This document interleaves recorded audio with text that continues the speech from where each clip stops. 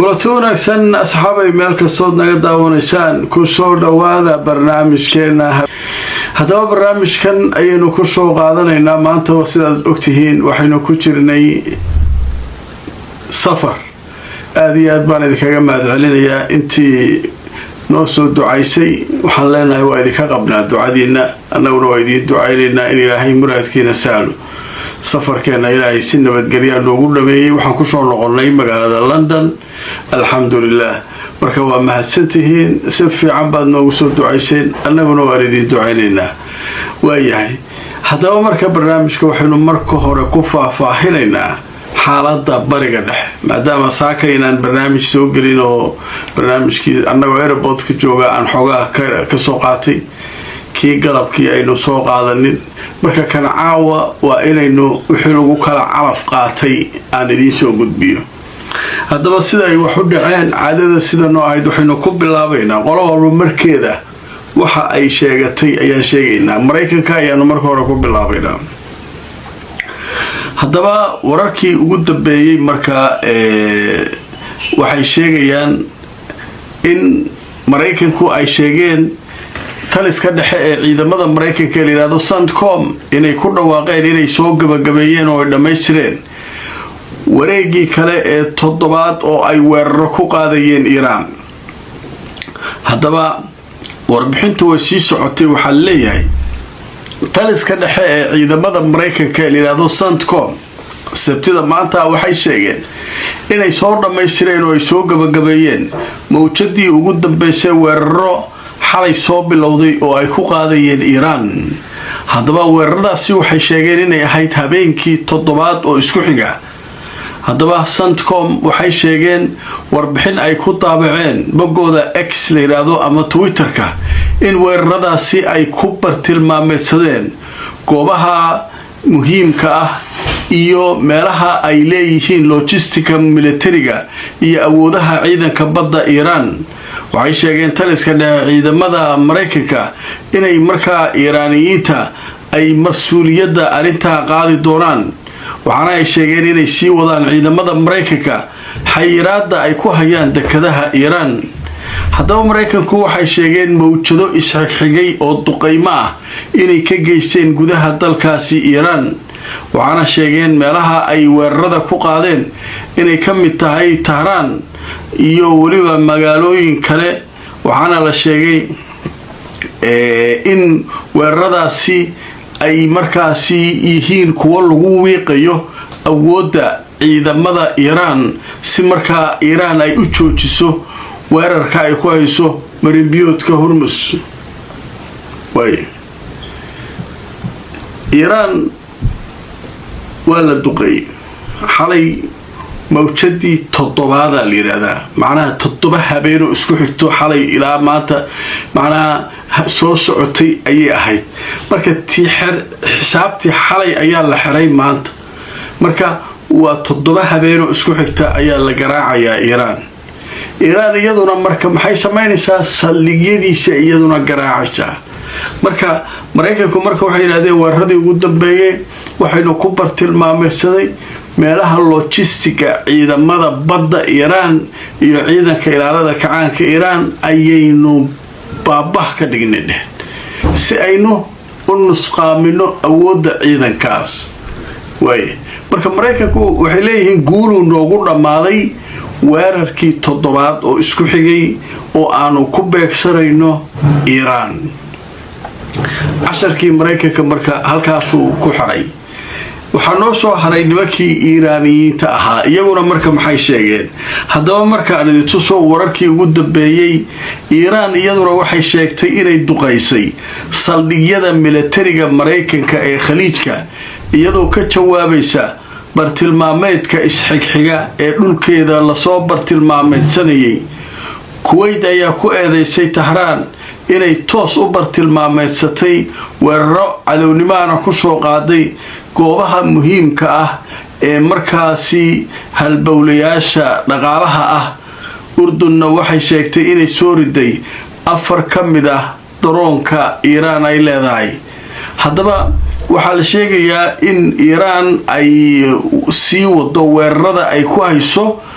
gobolka gaar ahaan Kuwait iyo Urdun iyo Bahrain oo ay weeraro cusub ku qaaday iyadoo kaga jawaabaysa weerarada Mareykanka uu ku hayo ee uu ku soo qaaday dalkeeda iyaduna waxay bartilmaamaysanaysaa Iran sida ay sheegtay goobaha Mareykanku ka degan yahay dalalkaas Kuwait oo kale waxay sheegeen inay bartilmaamaysadeen makhaasiin rasaas iyo hub ay ku kaydsanayeen ciidamada Mareykanka waxaana la yiraahdaa qaacidada ama saldhigga la yiraahdo Adeerac waxaa sidoo kale la sheegay in la weeraray mar kale saldhigga la yiraahdo Ali al-Salim ee Kuwait ku yaala oo ciidamada Mareykanku ay halka degan yihiin waxay sidoo kale Iiraaniyiintu sheegeen inay bartilmaameedsadeen oo ay garaaceen saldhigga ciidamada cirka Mareykanka ay ku leeyihiin Bahrain haddaba wararkaas waxay sheegayaan wakaaladda wararka ee Kuwait waxay toos u cambaareynaysaa Iran waxay leedahay waxay beegsanaysaa Iran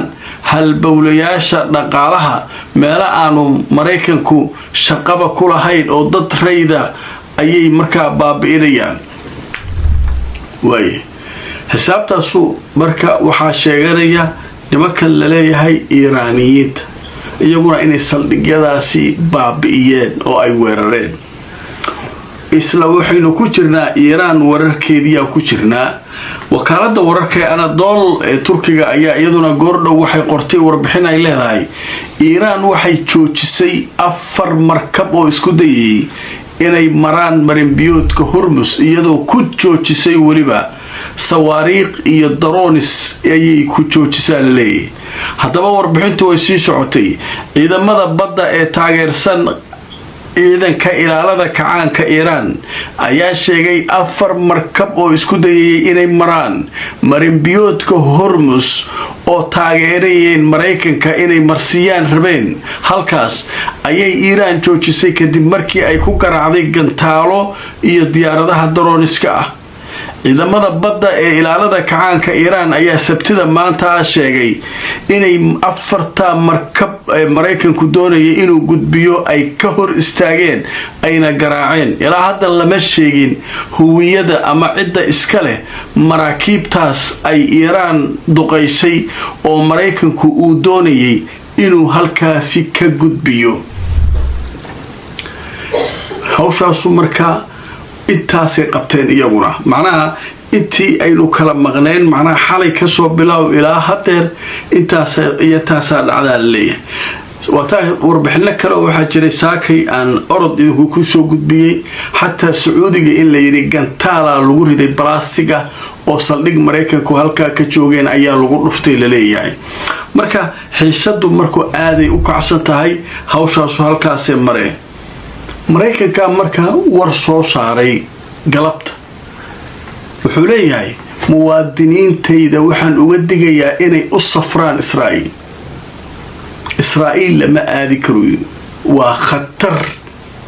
danger way Iran ku socoto markaas Iran waxay hadda ku rabtaa inay cagta mariso goobaha muhiimka ah Israa'iil maba sugaysaa lagu leeyahay inay Israa'iil soo weerarto iyo waxaas maba sugayso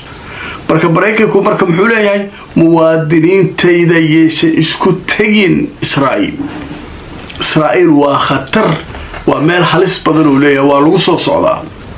haddaba marka aan idin tuso warkaas oo isaguna war weyn ah oo goordhow soo dhacay Washington waxay uga digtay ayaa la leeyahay muwaadiniinteeda inay u safraan Israa'iil safaaradda Mareykanka uu ku leeyahay Israa'iil ayaa sheegtay maanta in markaasi hay'adaha ammaanka ee bariga dhexe ay markaasi xiisada oo siis kululaanaysa gobolkaasi ay keenayso dhibaato waxaana lagu amray dadka Mareykanka ah inaanay aadi karin Israa'iil haddaba wararku waxay intaa ku darayaan in safaaradda Mareykanka ay sheegtay in dadka Mareykanka ah aan loo ogolayn inay safar ku tagaan xilligan Israa'iil waayahay sheekadaas iyaduna halkaas ayay maraysaa oo macnaha meeshii ugu xumayd ayay iyaduna ku socotaa